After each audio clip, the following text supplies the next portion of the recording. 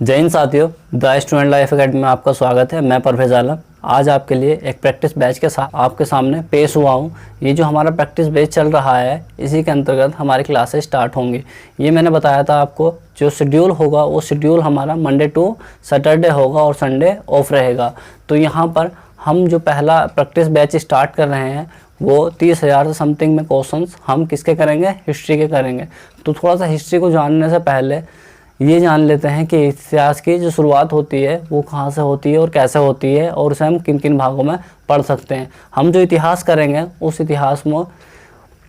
इतिहास में हम तीन पोर्शन में बांट के चलेंगे। पहला प्राचीन, दूसरा मध्य और तीसरा आधुनिक। इस तरीके से करेंगे, जो कि हमारा जो होगा ये बैच बिल्कुल प्रैक्टिस बैच के आधार पर ही होगा। और ये पीटी के जितने भी क्वेश्चन पूछे जाते हैं, जितने भी पीसीएस हुए और यूपीएससी हुआ, उन सबको देखते हुए हम ये बैच लेकर आ रहे हैं। इस बैच में एक ख़ास बात होगी कि यहाँ पर जितने भी कॉम्पिटिटिव एग्ज़ाम की तैयारी करने वाले हैं उन सब के लिए ये फ़ायदा होगा कि वो अदर किसी भी एग्ज़ाम की तैयारी करते हैं उनके लिए भी, और जो स्पेशली यूपीएससी और पीसीएस की तैयारी करते हैं उनके लिए भी प्रैक्टिस बैच होगा।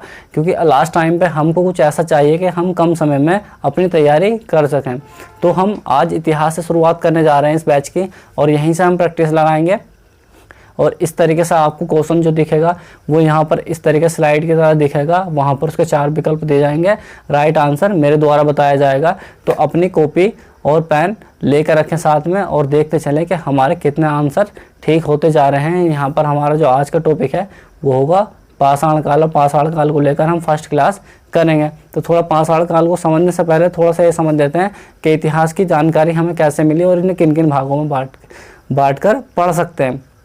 तो यहाँ पर इतिहास इन भागों में बांट सकते हैं: प्रागैतिहासिक काल, आधैतिहासिक काल और ऐतिहासिक काल। अब प्रागैतिहासिक काल का मतलब क्या हुआ, पहले थोड़ा सा ये समझ लेते हैं। आपको तभी बहुत आसानी से ये समझ में आ जाएंगे कि प्रागैतिहासिक काल कहते किसे हैं। प्रागैतिहासिक काल उसे कहते हैं जिसमें हमें कोई लिखित साक्ष्य नहीं मिलता है। साक्ष्य का मतलब होता है कोई सबूत, कोई चीज़, कोई प्रमाण हमें नहीं मिलते हैं, तो उसे हम क्या कहते हैं, ये प्रागैतिहासिक काल कहते हैं।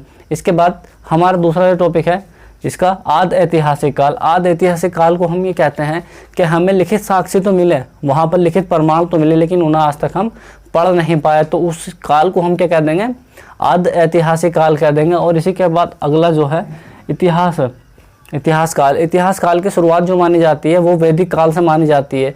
तो इतिहास काल उसे कहते हैं कि हमें लिखित प्रमाण तो मिले और लिखित प्रमाण हमने पढ़ भी लिए, तो उन्हें क्या कहते हैं हम हम कहते हैं इतिहास काल कहते हैं। तो इसी तरीके से अगर यहाँ पर आदि ऐतिहासिक काल की हम बात करें तो आदि ऐतिहासिक काल में हमारी जो सभ्यताएं आती हैं वो सिंधु घाटी सभ्यता आती है, ताम्र पाषाण कालीन सभ्यता आती है, आहार संस्कृति आती है, जोरवे संस्कृति आती है। ये सब हमारी आदि ऐतिहासिक काल। आदि ऐतिहासिक काल का मतलब ये हुआ कि जो प्रमाण हमें मिले हैं उन्हें हम पढ़ नहीं पाए हैं। लिखित साक्ष्य तो मिले हैं लेकिन उन्हें हम पढ़ नहीं पाए हैं। तो इस तरीके से हम इतिहास का बंटवारा या इस तरीके से हम इतिहास को बांट सकते हैं। और इतिहास को अगर मोटे मोटे तौर पे देखा जाए तो हम 3 भागों में बांटते हैं: प्राचीन इतिहास, मध्यकाल इतिहास और इसके बाद आधुनिक इतिहास। अब शुरू करते हैं पाषाण काल। और पाषाण काल के हम क्वेश्चंस करेंगे, और ये क्वेश्चंस ये रहे आपकी स्क्रीन पर। लेकिन उससे पहले यहाँ पर आपको कुछ नोट्स दिख रहे होंगे, उसे आप वीडियो की क्वालिटी बढ़ाकर आप यहाँ पर स्क्रीनशॉट ले सकते हैं। इस नोट्स को आप पढ़ के रीड करके ही यहाँ पर क्वेश्चन लगाए तो बेहतर रहेगा, क्योंकि ये प्रैक्टिस बैच है। रीड तो मैं भी करा दूंगा, मैं आपको उसके नोट्स भी बनवा दूंगा, लेकिन बेटर ये रहेगा कि आप खुद से ही इसके स्क्रीनशॉट लेकर इसके नोट्स बनाएं। और यहाँ पर जो हम अगर प्रैक्टिस बैच ना होता, अगर ये स्पेशल बैच होता हिस्ट्री को लेकर, तो हम हिस्ट्री के पहले क्या कराते हैं, यहाँ पर पूरी थ्योरी कराई जाती है और थ्योरी के बाद फिर प्रैक्टिस सेट कराया जाता था। लेकिन ये हमारा सिर्फ ओनली प्रैक्टिस बैच है, इसलिए हम यहाँ पर प्रैक्टिस ही कराएंगे। और प्रैक्टिस के अलावा कुछ जो मोस्ट इन्फॉर्मेशन होगी, जिस क्वेश्चन से अलग अदर कोई क्वेश्चन बन सकता है, तो उसकी भी जानकारी हमारे द्वारा दी जाएगी। आप निश्चिंत रहें। और ये पहला क्वेश्चन ये रहा आपकी स्क्रीन पर। पहला क्वेश्चन ये रहा आपकी स्क्रीन पर। यहाँ पर स्लाइड का सिस्टम मेरे पास नहीं है, तो इसलिए मैं आपसे माफ़ी चाहता हूँ कि आपको यहाँ पर एक क्वेश्चन मिलेगा और उसकी 4 ऑप्शन मिलेंगे। वहीं से आपको अपना राइट आंसर अपने मुझे कमेंट के माध्यम से टोटल स्कोर बताना है, या आप कमेंट के माध्यम से बता सकते हैं। और टोटल मुझे धोखा ना देकर अपना आपको धोखा भी मत दीजिए। अपनी कॉपी और नोटबुक लेकर कॉपी पेन लेकर बैठिए, वहाँ पर नोट कीजिए और इनका आंसर दीजिए। पहला क्वेश्चन ये रहा, रॉबर्ट वुडफॉर्स थे। रॉबर्ट वुडफॉर्स थे एक। यहाँ पर 4 विकल्प हैं: भूगर्भिक वैज्ञानिक, इसके बाद दूसरा ऑप्शन है पुरातत्वविद, इसके बाद तीसरा ऑप्शन है पुरावन शास्त्री, इसके बाद इतिहासकार। तो यहाँ पर आपको राइट आंसर बताना है कि राइट आंसर इनमें से क्या है। अभी इसे आयोग ने भी इसके ऊपर क्या किया है, इसके क्लेम किया गया था। इस क्वेश्चन के जो आंसर थे वो दो आंसर थे, पहला भूगर्भ वैज्ञानिक, ये भी इसका राइट आंसर है, और इसका बी, तो इसका हो जाएगा दो, जो क्वेश्चन पहला है पहले के ए और बी दोनों सही हो जाएंगे। और इसके बाद क्वेश्चन दूसरा ये रहा आपकी स्क्रीन पर, यहाँ कोपेनहेगन संग्रहालय की सामग्री से पाषाण, कांस्य और लोहे युग का त्रियुगीन विभाजन किया गया है। तो ये किसके द्वारा किया गया था, यहाँ पर दे रखा है थॉमसन ने, लुबाक ने और टेलर ने और चाइल्ड ने। तो आपको यहाँ पर इसका राइट आंसर बताना है कि किसने किया था।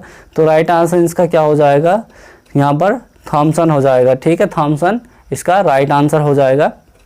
इसके बाद ये रहा तीसरा क्वेश्चन, आप यहाँ देखते चलिए, यहाँ लिख रहा है उत्खनन परमाणु के अनुसार पशुपालन का प्रारंभ हुआ। यहाँ पर बताना है आपको कि पशुपालन का प्रारंभ कब हुआ। तो राइट आंसर दे रखा है निचले पूर्व काल में, यहाँ पर दे रखा मध्य पूर्व काल में, यहाँ पर दे रखा है इसका तीसरा ऑप्शन जो है ऊपरी एवं पाषाण काल में या मध्य पाषाण काल में। तो आप सभी जानते हैं कि मध्य पाषाण काल में किसकी बात होती है, यहाँ पर मध्य पाषाण काल में पशुपालन की बात होती है कि जो मध्यकाल जो स्टार्ट होता है वहाँ से पशुपालन के साक्ष्य भी मिलने शुरू हो जाते हैं।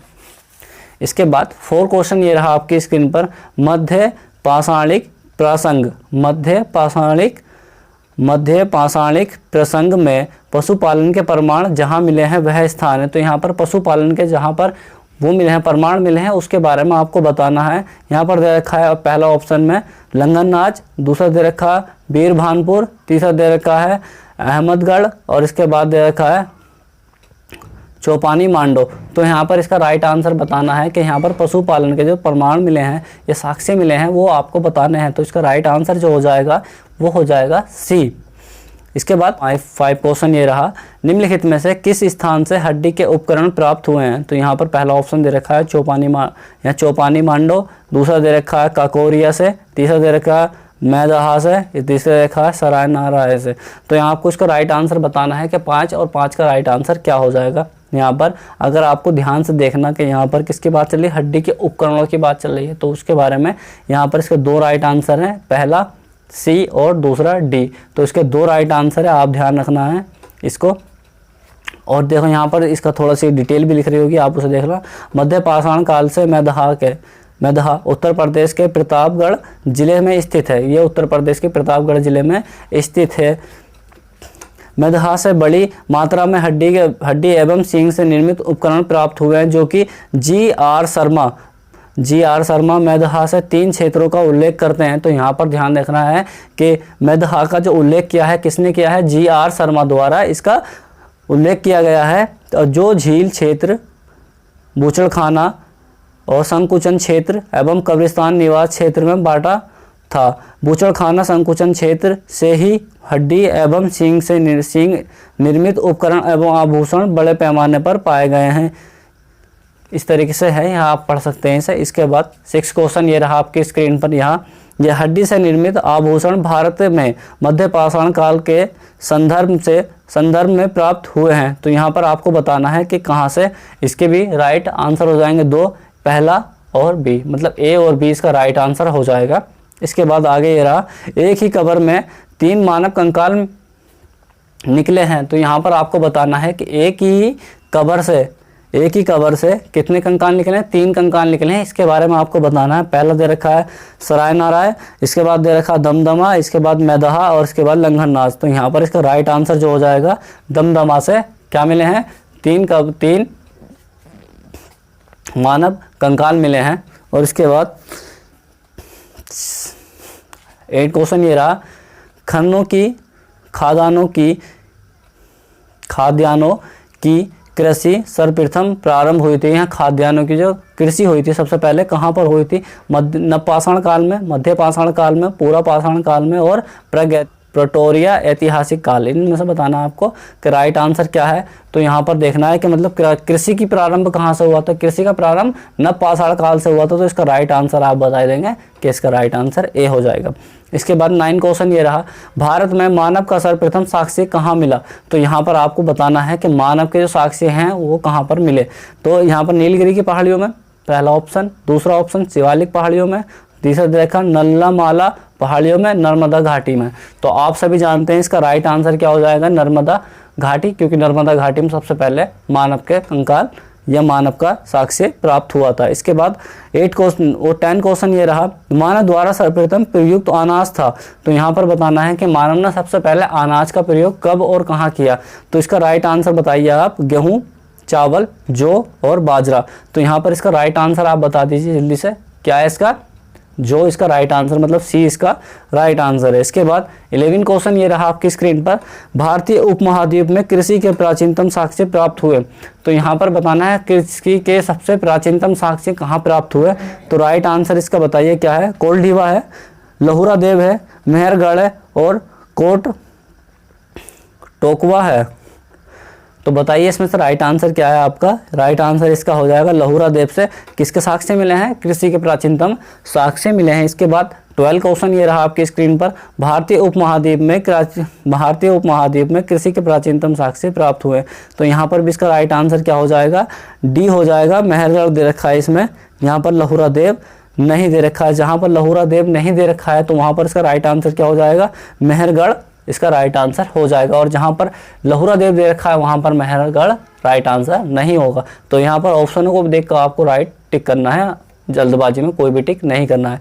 इसके बाद 13वां क्वेश्चन ये रहा, भारतीय उपमहाद्वीप में कृषि के प्राचीनतम साक्ष्य प्राप्त हुए। तो यहाँ पर देखना है आपको कि यहाँ पर कौन कौन सा ऑप्शन दे रखा है, लोथल दे रखा है, हड़प्पा दे रखा है, मेहरगढ़ दे रखा है और मुंडी गाक दे रखा है। तो राइट आंसर बताइए इसका क्या है। तो यहाँ पर इसका भी जो हमने पीछे लगाया था वही इसका राइट आंसर हो जाएगा, मेहरगढ़ यहाँ पर दे रखा है। यहाँ पर कोल्डीवा नहीं दे रखा है, लहुरा देव नहीं दे रखा, तो मेहरगढ़ इसका राइट आंसर हो जाएगा। इसी में अगर एक और विकल्प दे दिया जाए कि लहुरा देव, तो लहुरा देव इसका राइट आंसर हो जाएगा। इसके बाद 14वां क्वेश्चन ये रहा, नवपाषाण युग में भारतीय उपमहाद्वीप में उत्तर पश्चिम क्षेत्र में निम्नलिखित में से किस स्थान पर कृषि के अभ्युदय के प्रारंभिक प्रमाण मिले हैं। तो यहाँ पर बताना है आपको कि कृषि के जो प्रमाण मिले हैं वो कहाँ मिले हैं। यहाँ पर दे रखा है मुंडीगक, मेहरगढ़ और दमसादात और बालकोट और अमरी। तो इसका राइट आंसर आप जानते हैं कि जहाँ लहुरा देव नहीं होगा तो वहाँ मेहरगढ़ इसका राइट आंसर होगा। ये भी इसी के बारे में जो पीछे आपसे पूछा गया था। इसके बाद अगला क्वेश्चन ये रहा कि भारत में, ये 15वां क्वेश्चन ये रहा, भारत में पशुपालन एवं कृषि के प्राचीनतम साक्ष्य प्राप्त हुए हैं। तो ये बताना आपको कृषि के और पशुपालन दोनों के साक्ष्य बताने कहाँ से प्राप्त हुए हैं। तो यहाँ पर दे रखा अतरंजी से और दमसादात से और किली गुम मोहम्मद से और डी इसका मेहरगढ़ से। तो बताइए इसका राइट आंसर क्या हो। इसका ई आंसर ऑप्शन और दे रखा है, उपरोक्त इनमें से कोई नहीं। तो यहाँ पर ध्यान देना आपको, राइट आंसर इसका क्या हो जाएगा, अभी हमने बताया था मेहरगढ़ से किसके प्राप्त हुए साक्ष्य, यहाँ पर कृषि के भी और पशुपालन के भी। इसके बाद 16वां क्वेश्चन ये रहा आपकी स्क्रीन पर, उस स्थान का नाम बताइए जहाँ से प्राचीनतम स्थायी जीवन के प्रमाण में, स्थायी जीवन मतलब ठहराव, जहाँ पर आदमी ठहर कर रहता था। तो इसका राइट आंसर भी क्या हो जाएगा, डी इसका मेहरगढ़ में ही जब कृषि के प्राचीनतम साक्ष्य मिले हैं तो वहीं पर क्या होगा, मानव का जीवन का जो स्थायित्व होगा वो वहीं पर होगा। ठीक, इसका जो 17वां क्वेश्चन है ये देखा, निम्नलिखित में से किन स्थानों से मध्यकाल में पशुपालन के प्रमाण मिलते हैं। तो यहाँ पर मध्यकाल में पशुपालन के प्रमाण मिलते हैं, उसके बारे में आपको बताना है। यहाँ दे रखा ओदय, बोरी, बागोर और लेखन्या। तो इसका राइट आंसर बताइए क्या है, बागोर इसका राइट आंसर हो जाएगा। इसके बाद 18वां क्वेश्चन ये रहा, निम्नलिखित में से किसको चाल को लिखित युग भी कहा गया है। किसको चाल को लिखित कहा गया है ये आपको बताना है। तो यहाँ पर दे रखा पूरा पाषाण काल, नव पाषाण काल, ताम्र पाषाण युग और इसके बाद लोह। तो यहाँ पर इसका राइट आंसर क्या हो जाएगा, कि किसे बताया गया है यहाँ पर, चालकोलिथिक या मेगालिथिक ये बताया गया है। तो ये ताम्र पाषाण काल को ही या ताम्रपाषाण युग को ही क्या कहते हैं, मेगालिथिक कहते हैं, चालकोलिथिक कहते हैं। इसके बाद निम्न में से एक पूरा स्थल से पाषाण संस्कृति से लेकर हड़प्पा सभ्यता तक के सांस्कृतिक अवशेष प्राप्त हुए हैं। तो यहाँ पर इसका बताना है आपको राइट आंसर क्या है। 19 का अमरी दे रखा है, यहाँ पर मेहरगढ़ दे रखा है, कोटदीजी दे रखा है, कालीबंगा दे रखा है। तो इसका राइट आंसर बताइए। इसका राइट आंसर क्या हो जाएगा, बी हो जाएगा, मेहरगढ़ इसका राइट आंसर हो जाएगा।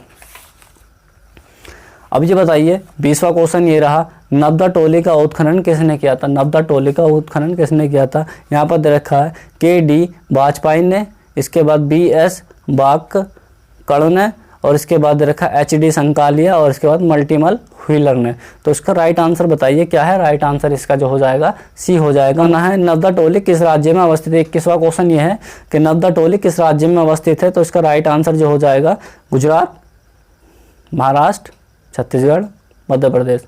तो बताइए इसका राइट आंसर क्या है। नब्दा टोली के बारे में सोचिए, जल्दी बताइए। मध्य प्रदेश में, ठीक है, मतलब इसका डी राइट आंसर आएगा। यहाँ पर दे रखा है बृहत पाषाण स्मारकों की पहचान की गई है। तो ये 22वां क्वेश्चन है। इसका बताइए राइट आंसर क्या है। सन्यासी गुफाओं के रूप में, और इसके बाद दे रखा है मृतकों को दफनाने के स्थान के रूप में, मंदिरों के रूप में, और इसके बाद उपरोक्त में से कोई नहीं। तो इसका राइट आंसर बताइए क्या है। इसे ही बृहत पाषाण को ही क्या कहते हैं, मेगालिथिक कहते हैं। तो मेगालिथिक में सबसे ज़्यादा क्या चीज़ें मिली हैं, मृतकों को दफनाने के स्थान के रूप में। तो इसका राइट आंसर जो हो जाएगा क्या हो जाएगा, बी इसका राइट आंसर हो जाएगा।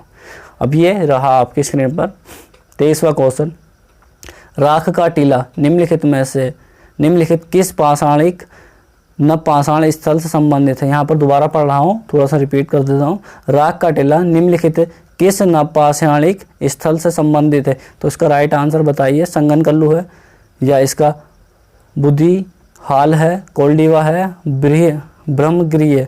तो इसका राइट आंसर बताइए कि यहाँ पर क्या बताना है आपको, राख का टीला। जब राख का टीला मिला है तो वो कहाँ पर मिला है, संगनकल्लू में। इसका राइट आंसर हो जाएगा।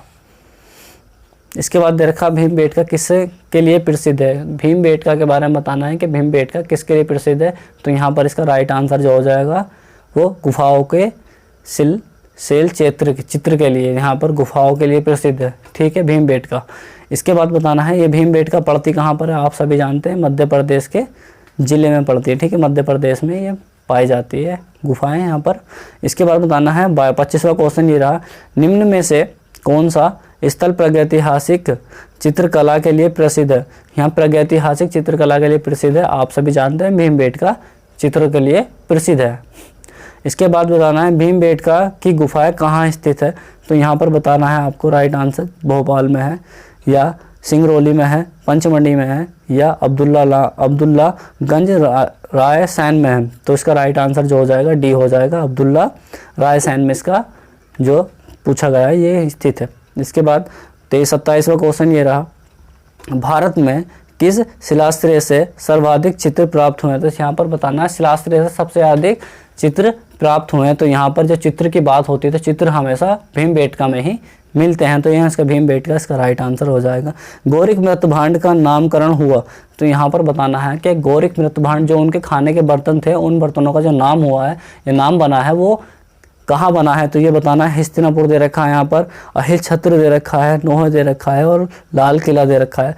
तो हस्तिनापुर में इसका राइट आंसर है, जो कि उत्तर प्रदेश में हस्तिनापुर है, चांदपुर के पास में। इसके बाद दे रखा है ताम्रस काल में महाराष्ट्र के लोग मृतकों को घर के फर्श के नीचे किस तरह रखकर दफनाते थे। तो यहाँ पर पूछा गया है कि जो महाराष्ट्र के जो संस्कृति थी, वहाँ के लोग जो फर्श के नीचे लोगों को दफनाते थे वो किस तरीके से दफनाते। तो यहाँ पर दिशाएं दे रखी किस दिशाओं में दफनाते थे। यहाँ पर दे रखा उत्तर से दक्षिण, ये दे रखा है पूर्व से पश्चिम, ये दक्षिण से उत्तर, ये दे रखा है पूर्व पश्चिम से पूर्व। तो यहाँ पर आपको बताना है कि किस दिशाओं में वो दफनाते थे, किस तरीके से दफनाते थे। तो उत्तर से पश्चिम दफनाने का रूल अब भी है और पहले भी था, ठीक है। तो ये वहीं से ही इसकी शुरुआत हुई है, कहाँ से, महाराष्ट्र से। इसके बाद बताना है 30वां क्वेश्चन, निम्नलिखित में से किस स्थान से मानव कंकाल के साथ कुत्ते का कंकाल भी सावधान से प्राप्त हुआ है। तो यहाँ पर बताना है कि मानव के साथ कुत्ते का भी सावधान प्राप्त हुआ है, तो यहाँ पर इसका पहला ऑप्शन है ब्रह्मगिरी, दूसरा बोरझोम, तीसरा चिरांद, इसके बाद मास्की। तो इसका राइट आंसर जो हो जाएगा कहाँ से, बोरझोम से इसके प्रमाण मिलते हैं कुत्ते के साथ मानव के कंकाल। इसके बाद माना 31वां क्वेश्चन, निम्नलिखित में से किस स्थान पर मानव के साथ कुत्ते को दफनाए जाने का साक्ष्य मिलता है। ये उत्तराखंड पीसीएस में पूछा गया था, वो लोअर पीसीएस में पूछा गया था। तो यहाँ पर इसका राइट आंसर जो हो जाएगा बोरझोम, इसका राइट आंसर हो जाएगा। इसके बाद 32वां क्वेश्चन ये रहा कि गर्त आवास के साक्ष्य प्राप्त हुए। तो गर्त आवास का मतलब होता है गड्ढा घर, जमीन में गड्ढा करके जो रहते थे लोगों को उसे कहते हैं गर्त आवास। वास का मतलब होता है रहना, गर्त मतलब गड्ढा। तो गड्ढे के अंदर जो लोग रहते थे वो कहाँ रहते थे, वो बोरझोम में रहते थे और ये जम्मू कश्मीर में है। इसके बाद यहाँ पर 33वां क्वेश्चन ये रहा कि विंध्य क्षेत्र से किस शिलाश्रय से सर्वाधिक मानव कंकाल मिले हैं। तो यहाँ पर बताना है विंध्य क्षेत्र से, विंध्याचल क्षेत्र जो है वहाँ के बताना है कि किसके ज़्यादा किसके शिलाश्रय से सर्वाधिक मानव कंकाल मिले हैं। तो यहाँ पर बताना है आपको राइट आंसर। तो इसके 4 ऑप्शन दे रखे हैं, मोहरहाना पहाड़, इसके बाद दे रखा है घघरिया, इसके बाद दे रखा खोर दे रखा है लिखैया। तो लिखैया से मानव के सर्वाधिक कंकाल मिले हैं। ठीक, ये आपको ध्यान में रखना है। और जे.एन. पांडे की पुस्तक के माध्यम से इस चीज़ का, जे.एन. पांडे की पुस्तक पुरातत्व विमर्श के अनुसार, ठीक है, ये जो है जे.एन. पांडे एक लेखक हैं, उनकी पुस्तक के अनुसार इस चीज़ों को बताया गया है कि विंध्यन क्षेत्र जो है लेखैया में सबसे ज़्यादा मानव के कंकाल मिले हैं। इसके बाद 34वां क्वेश्चन ये रहा कि भारतीय पुरातत्व सर्वेक्षण निम्नलिखित में से विभागों मंत्रालयों में से किसका संकलन कार्यालय है। तो आपको इसका राइट आंसर बताना है कि यहाँ पर क्या है, संस्कृति, पर्यटन, विज्ञान प्रौद्योगिकी, मानव संसाधन विकास। तो आपको बताना है भारतीय पुरातत्व सर्वेक्षण। तो इसकी बात बतानी है आपको, ये किसको सपोर्ट करता है इसके बारे में, या विभागों या मंत्रालयों में से किसका संकलन कार्यालय है। तो यहाँ पर कार्यालय जो है किसके बारे में है, तो आप सभी जानते हैं कि भारतीय पुरातत्व सर्वेक्षण। तो ये भारतीय संस्कृति के बारे में ही बताता है। अभी जो हम पढ़ रहे हैं भारतीय संस्कृति एक तरीके से मान सकते हैं। इसके बाद अलेक्जेंडर कनिंघम, इस पहला ऑप्शन दे रखा है अलेक्जेंडर कनिंघम, दूसरा दे रखा है John Marshall, multiple wheeler, James princess. तो इसका राइट आंसर बताइए क्या है। 35वें का राइट आंसर जो हो जाएगा अलेक्जेंडर कनिंघम, इसका राइट आंसर हो जाएगा, जो कि पुरातत्व। यहाँ पर राष्ट्रीय मानव संग्रहालय कहाँ पर स्थित है। राष्ट्रीय मानव संग्रहालय बताना है आपको, गुवाहाटी में है, बस्तर में है, भोपाल में है, चेन्नई में है। तो उसका राइट आंसर क्या हो जाएगा, सी, इसका राइट आंसर हो जाएगा भोपाल में। तो यहाँ पर एक इसकी लास्ट इन्फॉर्मेशन पढ़ देता हूँ। राष्ट्रीय मानव संग्रहालय जिसका नाम बदलकर इंदिरा गांधी राष्ट्रीय मानव संग्रहालय कर दिया गया है, जो भोपाल मध्य प्रदेश में स्थित है। ये भारत का सरकार की संस्कृति विभाग के अंतर्गत स्वायत्त शासी संगठन है। तो अभी जो बताया मैंने, यहाँ पर भारतीय पुरातत्व सर्वेक्षण इसी के अंतर्गत ये आता है और ये भारतीय संस्कृति को दर्शाता है, जो मैंने ऊपर आपको बताया। तो इस तरीके से पाषाण काल के जितने भी क्वेश्चन अब तक बने हैं, पीसीएस, आईएएस और अदर जितने भी एग्जाम में क्वेश्चंस बने हैं, उन सबको यहाँ पर हमारे द्वारा कंप्लीट करा दिया गया है। आप अपना स्कोर मुझे बता सकते हैं, या आप खुद ही अपना स्कोर देखिए कि हमारा स्कोर कितना बना अभी तक, हमारी जो अभी तक हमने हिस्ट्री पढ़ी उसके आधार पर।